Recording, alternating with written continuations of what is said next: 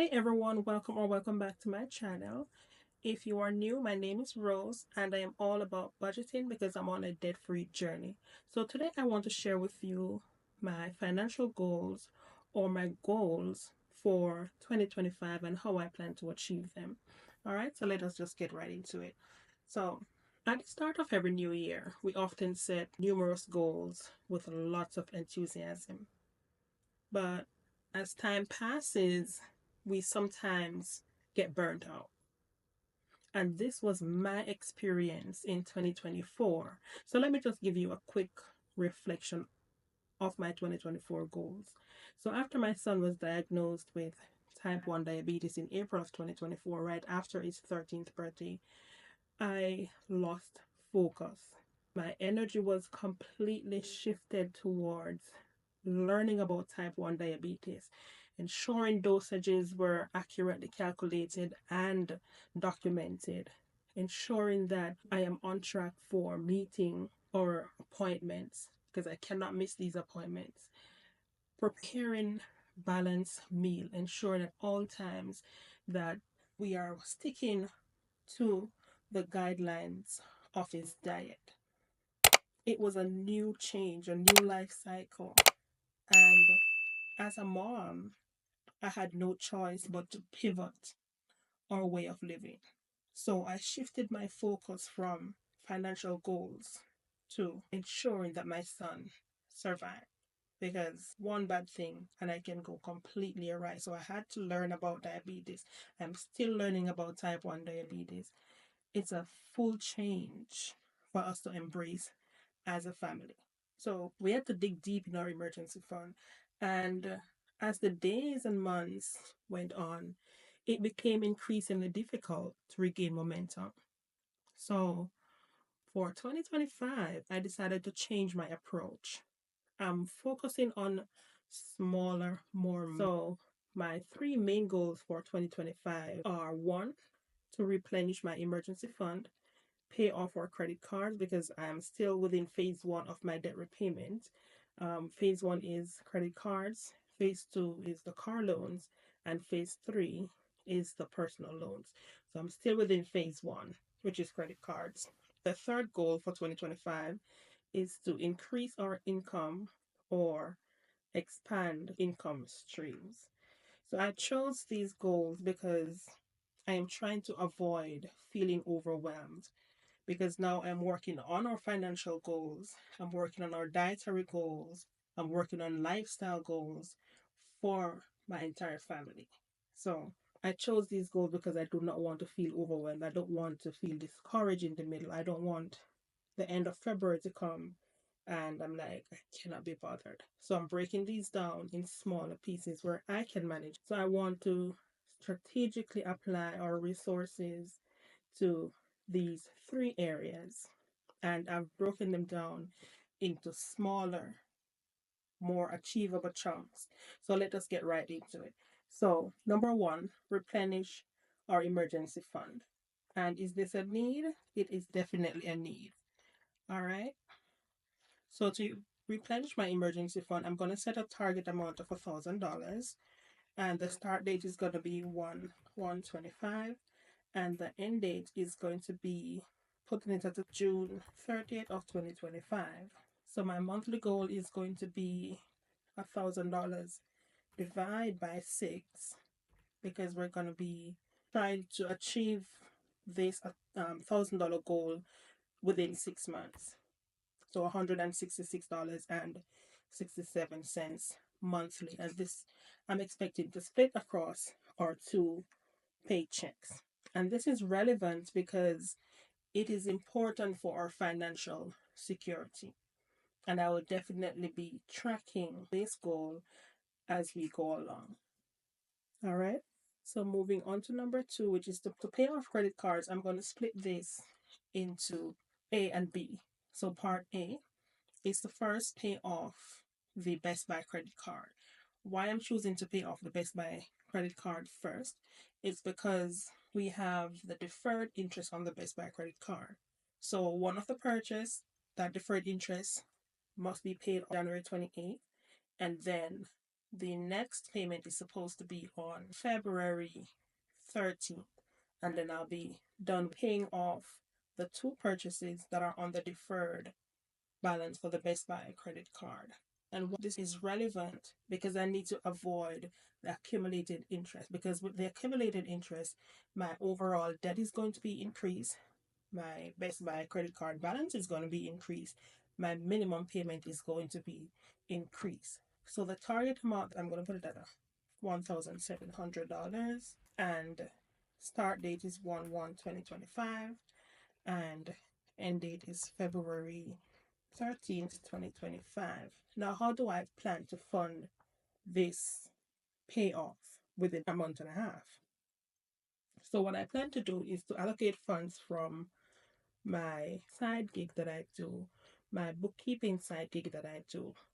So, the person that I'm working with, I'm expecting a payout from him within the next 2 weeks that I should be able to use to cover this Best Buy payment for January. All right. So, that's what I'm banking on. If that fails before the January payment is due, then I will just have to draw from our friends and family savings club. All right. So, part B of paying off credit card debts. So, once I get the Best Buy out of the way, I'm going to be par with paying down the account with the lowest balance. And that's going to put with my Ashley Furniture card. All right, so my Ashley Furniture card, I'm just gonna put this here. Not gonna say it's a need. I'm gonna say it's a want. And the target amount is $480. And this is gonna be between January and March. And it's the reason I put it as a want, because I don't want to pressure myself if I'm having difficulty to pay off my prioritized card here, which is gonna be Best Buy. All right. For my Ashley Furniture card, this is relevant. Why it's relevant, even though I'm putting it as a want, it's relevant because if I get to achieve this within the time frame that I'm planning to achieve this, then my overall debt balance or debt burden will be reduced. So let's put this as 1/1/2025, 3/30/2025. All right. So how am I going to, or how I'm planning to get this card paid off? This card, I am planning to get it paid off with overtime. Overtime income. My husband normally do overtime, so that income comes in handy in terms of paying off or making up our monthly income. All right, so the monthly goal for this, let's see if I can split it in three, is $160 per month. All right, so the minimum payment is normally $30. For the last two cards that I paid off, the Amex card and the Best Buy number one card, those two payments amount to $70. So if I add those two payments, $70 plus the $30 minimum payment here, that's $100. So I only need to come up with an additional $60 here to be able to cover this Ashley card here, and I'll be on track.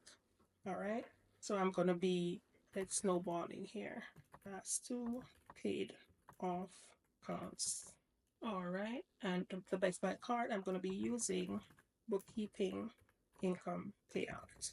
Okay, all right. So my fourth goal is to establish non-emergency fund. This is going to be a need.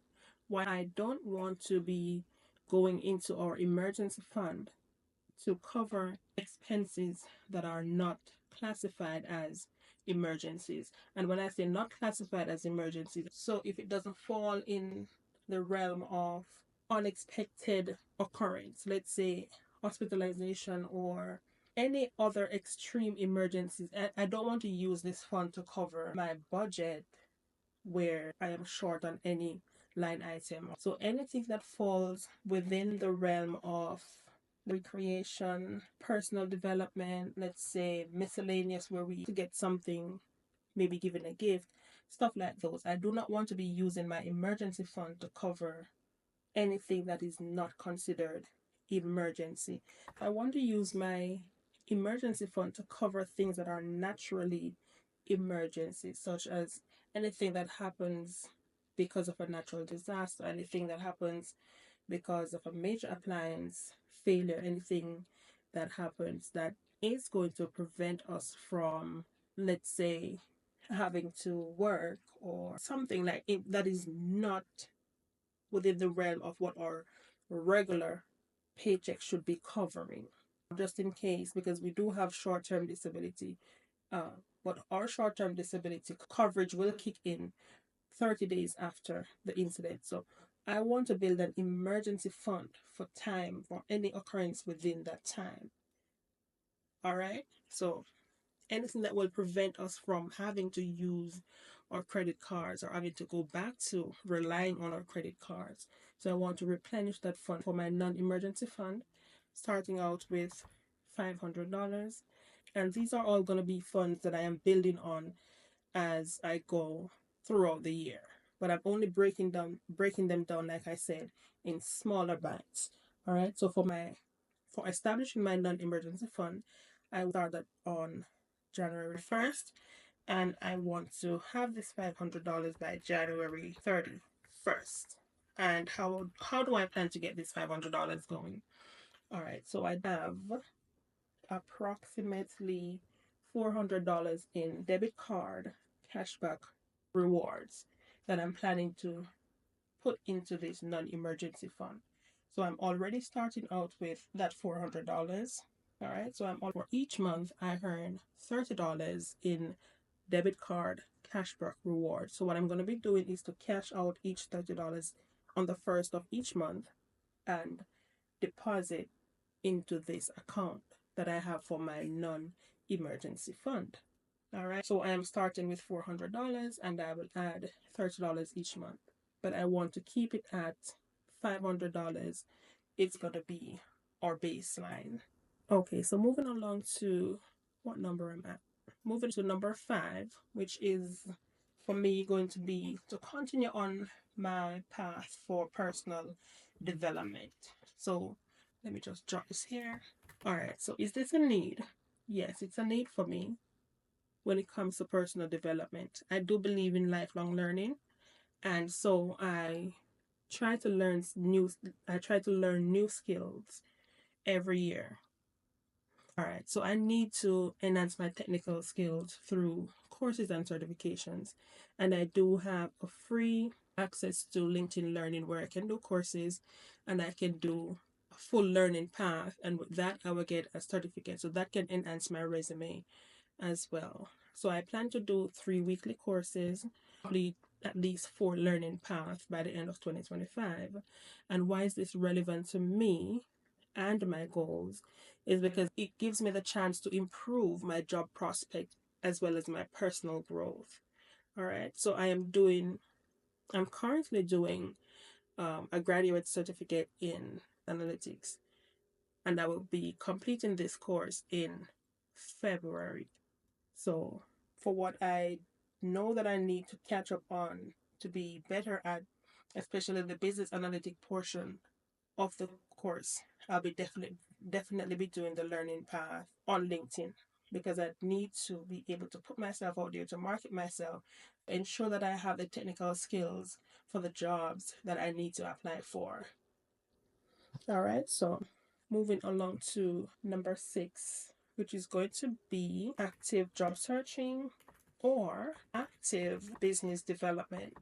All right, so when I say active job searching or active business development, I'm going to consider this as a need. And why I'm going to consider this as a need? We need to, like I said earlier, to either get a new job or to expand our income streams. So I'm looking at it from 2 perspectives. One, get a new job with a higher annual salary rate, or 2, be more aggressive in developing or establishing my bookkeeping business. I'm more leaning towards active business development because that's going to be my business once it's all up and running. But to get to where I need to be financially, starting a business, it takes time to grow, it takes time to get clients, and it takes time to really see the money where you will be able to use that money. But I'm not going to allow that to be a deterrent because this is something that I've always wanted to do. as opposed to actively job searching where I can instantly, once I get that job, I know it's an automatic pay increase. So which one? I'm still thinking about which way to go first. I believe that I need to do both, but which way do I take first? So this is where my crossroad is. Right now I'm doing bookkeeping for only one client. I am not making a lot of money. And to put it frankly, this service in a long time. And that's the reason why he needs to give me a payout. All right. So is it that I'm gonna drop this client to prioritize my need, fully establish my business because I cannot continue to do the work and the income is gonna be delayed. All right. So if I'm gonna be going the route of active job searching, for it to be specific, I'm going to be job searching for opportunities within my field. I have been doing so and I've been selecting some jobs already. I see where there are jobs out there that fits my field, jobs that I'm qualified for, and some that I believe will be a good challenge for me. All right. So to continue on this path, I would be spending 3 hours weekly to job search because job search in itself, it really takes time. It takes effort because you have to be targeting your resume, you have to be targeting your cover letters. It's a lot that goes into job search. And it is relevant because it's a way to secure a better paying job or more fulfilling job. And I am not going to put a deadline on this because I cannot dictate when I will get that job. So until a suitable job is secured, then I'll be able to say, well, yes, this is where I need to go. But in terms of doing the active business development, I am halfway in process of creating my business plan. And I have some resources where I can get some free business coaching through the Small Business Association. All right. So those are the goals that I'm going to be working on for the short term, which is going to be between January and March. Then I'll do an assessment at the end of quarter 1, which is the end of March. And then I'll be able to see what status they are all in. And whatever is complete, then I'll add new goals. Whatever I need to roll over into quarter 2, I just roll over into quarter 2. So my tips for success in achieving my goals that I'm setting here is one, to focus on budgeting wisely, which includes tracking our income and expenses closely to identify areas where we can cut back and save more. Two is to be disciplined. So in 2024, I did not buy new clothes, new shoes, new wigs, and I felt great. I simply used what I have. So I started that free journey with this specific goal in mind, and I accomplished that, not spending money on clothes or shoes or wigs in 2024. So I want to continue building this frugal lifestyle, which I believe is an essential part in getting me out of this debt that I'm in and on my way to financial freedom. And three is to build my network. I need to work on building my network and finding new opportunities that will provide an increase in cash flow. So, in focusing on building my network, I need to develop discipline in actively seeking new opportunities and developing my skill set. I cannot continue to allow any little setbacks to throw me off track when it comes to seeking the opportunities that I need to propel myself and my family forward and or developing my skill sets. To stay committed, which is to regularly engage with the support communities I built. And as an introvert or someone who really hard to leave my house because I am working remote, this is definitely going to be a challenge. But it is a challenge that I'm willing to take on full force. So, like I mentioned in my previous video, my 3 pillars for 2025 is focus, discipline, and commitment, which I just explained how I'm implementing these three or using these pillars to support my goals. My why, which is to establish a practical roadmap to keep me focused, motivated, and accountable in building a personal system to achieve a debt free life. So, with determination and consistency, plus my three pillars focus, discipline, and commitment, I believe goal actualization is within reach. By creating my goals around these frameworks, I feel like I am creating a more holistic approach to financial or better financial management, or to building a financial management system, because I want to prioritize having a system that will provide long term success and a strong foundation for long term financial stability. A system that will enable my family to navigate challenges instead of folding when they arise, instead of picking out our hair when they arise. A system that will help me to stay motivated and make informed decisions on this debt free journey, because this is a journey, it's a treacherous journey. So, I definitely need to build a system that will ensure that I'm not only setting goals, but also following through with the necessary actions to achieve them. All right. So, as I continue on my trajectory to gain financial stability and security for my family, I am encouraging each and every one of you to do the same, to do a sit down, reflect on your 2024, break it up if you have to, break your goals in small chunks like I'm doing if you have to. If you are more focused when you are doing things in smaller bites, go for it. If you can remain disciplined when you're doing things in smaller bites, and committed if you're doing things in smaller chunks, then go for it. All right. So thank you all for watching, and don't forget to like and subscribe to my channel if you haven't already subscribed. Please remember to hit the notification bell so you are notified when I upload any videos, and please continue to support each other on this journey. So until the next video, bye.